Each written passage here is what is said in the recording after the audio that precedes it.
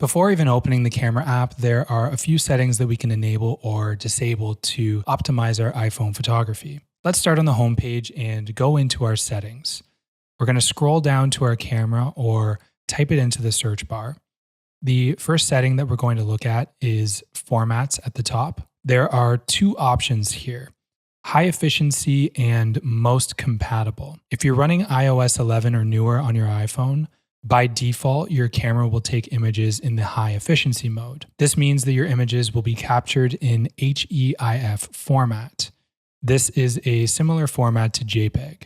It's a compressed file type and it offers the same amount of information and quality of a JPEG, but at up to half of its size. The other option for you is most compatible. This mode will capture images in JPEG format, which is more widely supported by other devices and softwares. If you're using a Pro line iPhone, you'll have a third option here to take images using Apple Pro RAW. This is a digital negative file that captures uncompressed image information. These files are much more flexible when editing, but the downside is that they're going to eat up a ton of space on your iPhone. If you have Apple Pro RAW, I would almost always recommend using this format. You will have to edit these photos in order to make them pop, but the transformation that you can make to these images is definitely worth it. While I can't shoot Apple Pro RAW on my 12 mini, during the pandemic when FaceTime shoots were popular, my business partner and I directed a shoot this way, and our client used Apple Pro RAW to take their photos. Here's a side-by-side comparison of the Apple Pro RAW photo that was taken and the end result of our editing of that image. I was blown away at the amount of information these files captured and how much we were able to push and pull that image without seeing noticeable signs of degrading.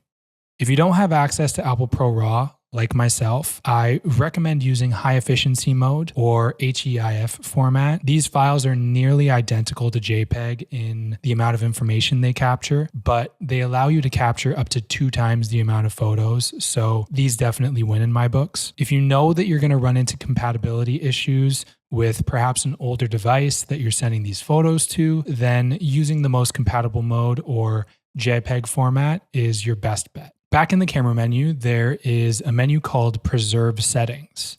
If we go into this, we can enable our camera to open up with the same settings that we had when we last closed our camera. I much prefer these to be enabled as opposed to the default mode that resets your camera every time you close it. This one is definitely a matter of personal preference and isn't going to change anything about the image itself. If we go back into our camera settings and scroll down, we can turn on the grid feature. This is going to overlay a 3x3 grid over your camera view, and this will help you compose your images more effectively. The next setting that I like to change is called scene detection.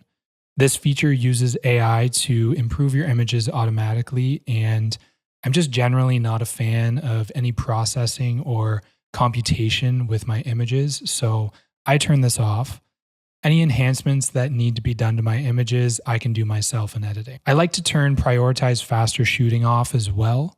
I want all of my images to be the maximum quality, so it doesn't make sense for this mode to be turned on for me. Lens correction, I leave on. Smart HDR, I turn off.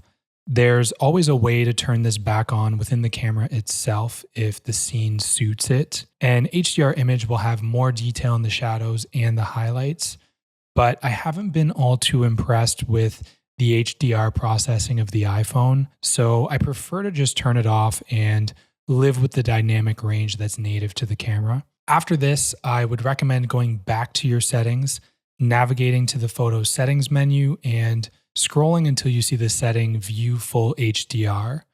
I recently noticed one of my images looking extremely sharpened whenever I viewed it in photos, but not any other apps. This problem led me to this setting that can alter the display of images in photos. And after turning it off, the problem disappeared on that image. The sharpening that this setting does to your images in photos doesn't actually change the image file in any way, but it does impact the view of your images in photos.